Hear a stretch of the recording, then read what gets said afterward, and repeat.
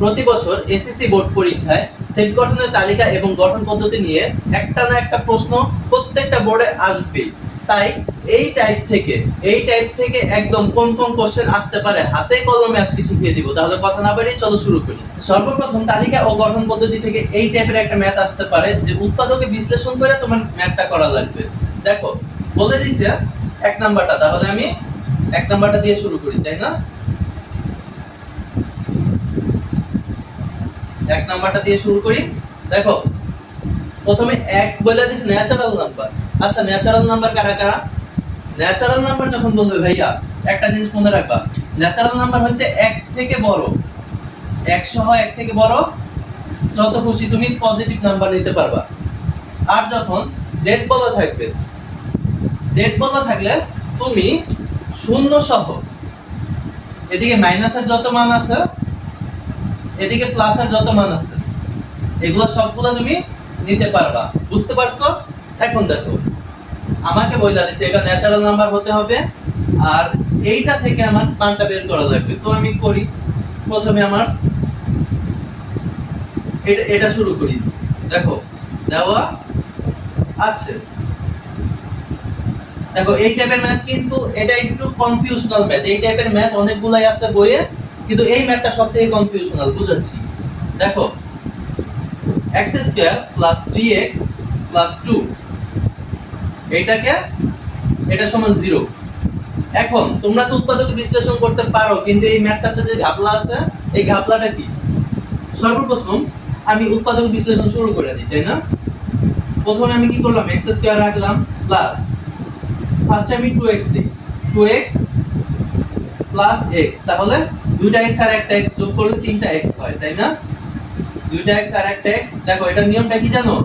এই যে সামনে কিছু নাই মানে মনে মনে 1 আছে, এই 1 এর সাথে তুমি 2 এর গুণ দাও, তাহলে এই 2 আর 1 যেভাবে ভাঙাভাঙি করলে বা 2 আর 1 কে যেভাবে যোগ বিয়োগ করলে এইটা পাইবা, ওইভাবে করবে। তাহলে 2 আর 1 দুইটা এভাবে x নিলাম, যোগ করলাম +2 = 0। এখন আমি x কমন নেই, x প্লাস এখানে একটা x চলে গেছিল আর একটা x আছে, এরপর x + 2 প্লাস এবার +1 কমন নেই, 1 কমন নিলে x + 2। এখন দেখো তো এখান থেকে আমি পাই একটা হচ্ছে x + 2, যদি আমি x + 2 কমন নেই উভয় পাশ থেকে, এখান থেকে আর এখান থেকে, আরেকটা কি পাই, এখানে x আছে আর এখানে 1 আছে = 0। তাহলে একটা আমি পাই x + 2 = 0 বা x = -1, আরেকটা আমি পাই x + 1 = 0 বা x আচ্ছা x = -2 আর এখন হবে x = -1। এখন দেখো আমাকে বলছে কি, আমাকে বলছে যে এটা ন্যাচারাল নাম্বার হতে হবে, কিন্তু এটা তো ন্যাচারাল নাম্বার না। এটা কি ন্যাচারাল নাম্বার? তাহলে তুমি লেখা দিবা এইখানেই ঘাপলা। যদি অন্য কোনো সংখ্যা আসতো তাহলে তুমি এটা বসাইতে পারতা, এই নাম্বারগুলো তুমি নিয়ে সেট গঠন করতে পারতা, কিন্তু এখানে গ্রহণযোগ্য নয়, কারণ কি এটা ন্যাচারাল নাম্বার না। তাহলে এ হচ্ছে ফাঁকা সেট, এ হচ্ছে ফাঁকা সেট। এরপরে নাম্বার 2 আমাকে বলে দিছে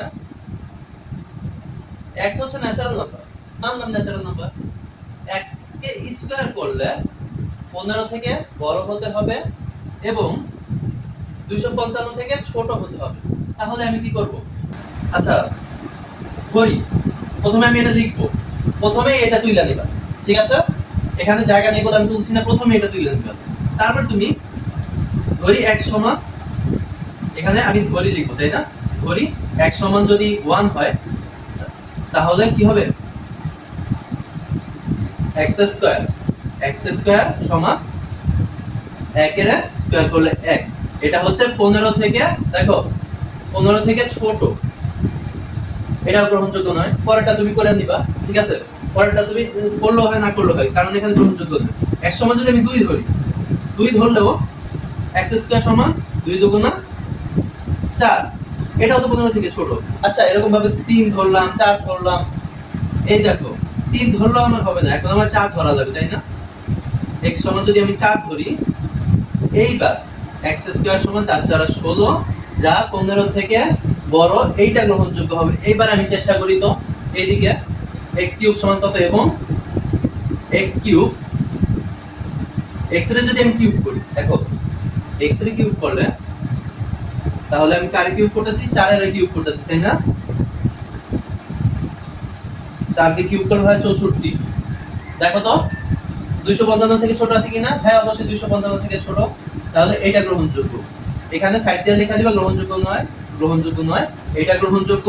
আর হচ্ছে x যদি 5 হয়, তখন কি হবে? x স্কয়ার 5 এর স্কয়ার করলে কত হয়? 25, তাই না? এটাও কিন্তু 15 থেকে বড় আছে। এবং এবং ভালো করে খেয়াল করো, x এর কিউব করলে 5 এর যদি কিউব করো, 5 এর কিউব করলে কত হয়?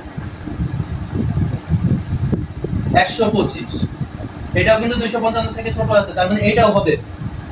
এরপর আমি x যখন 6 ধরব, x 6 হলে তোমার x স্কয়ার সমান 6 6 36, এটাও কিন্তু 15 থেকে বড়। এবং এবং x এর যখন আমি কিউব করি, তখন এই 6 কে কিউব করলে কত হয়?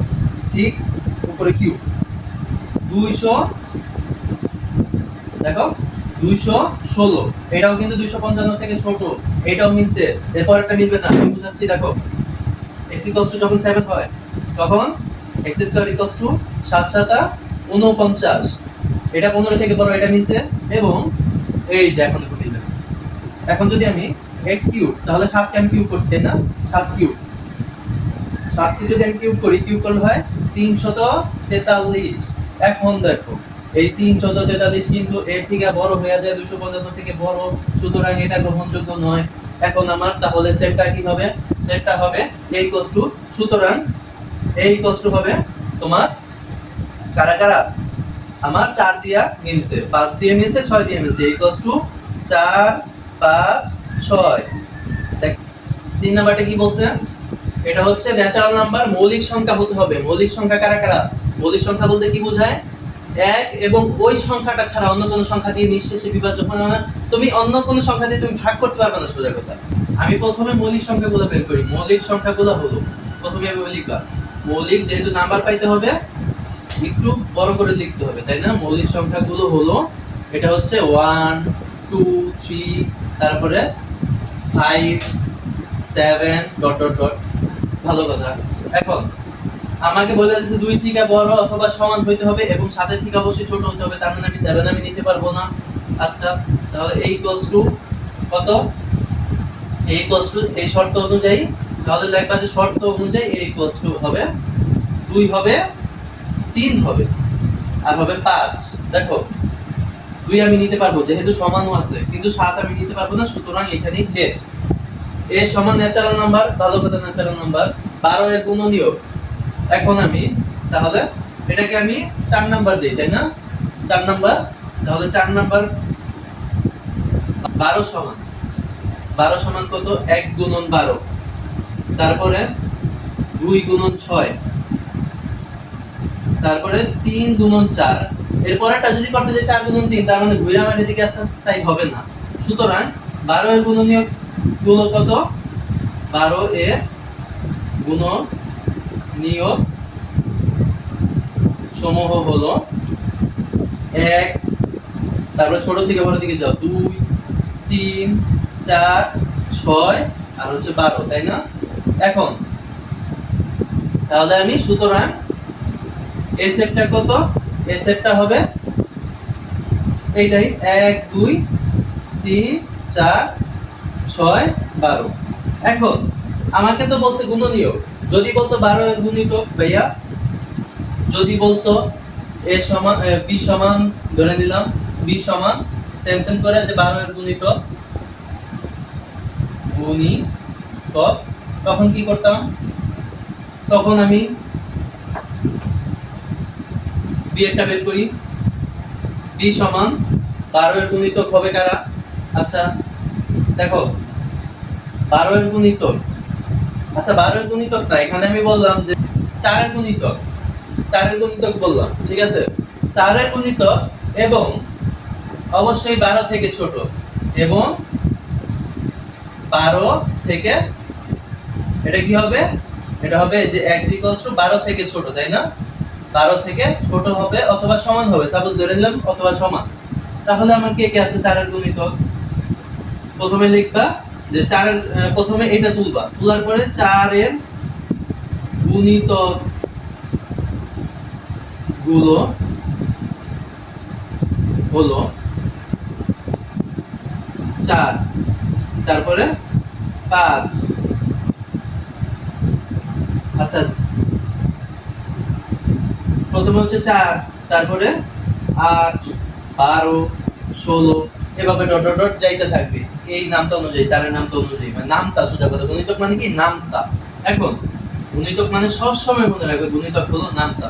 এখন আমার 4 এর গুণিতক মানলাম এটা, কিন্তু আমার যে শর্ত দিয়ে দিছে 12 থেকে ছোট হতে হবে, সুতরাং এটা বি এর উপাদানগুলো অবশ্যই বি এর উপাদান দেখবা শর্ত অনুযায়ী বি এর উপাদান অবশ্যই 12 থেকে ছোট, তাই না? তা 12 হতে ছোট অথবা সমান, তাহলে 4, 8 আর হচ্ছে 12, এই তিনটাই তো হবে, তাই না? এই তিনটার বাইরে তো হবে না। তাহলে এইভাবে যদি আসে, দেখো আমি তালিকা পদ্ধতি করছি, একটা দেওয়া ছিল আমি আরেকটা করছি, এটা হচ্ছে তালিকা আকারে সাজাইছি, তাই না? এখন যদি বলে গঠন পদ্ধতি, যখন দেখবা 4 এর ঘরের নামটা দেওয়া আছে, তখন তুমি কি করবা? এগুলো হচ্ছে একদম সোজা সাপটা বলে দেবে x যেন n, x হচ্ছে 4 এর গুণিতক। আর যদি এই যে দেখো 12 থেকে ছোট দেওয়া থাকে, তাহলে লিখবা 12 থেকে ছোট, ঠিক আছে? আর যদি মাইনাসের মান থাকতো কোনো ইসে, যদি মাইনাসের মান তালিকা আকারে এবং মাইনাসের মান সহ থাকে, তাহলে x যেন n না দিয়া দিবা কি? আমি শিখাইছিলাম x যেন z দিবা।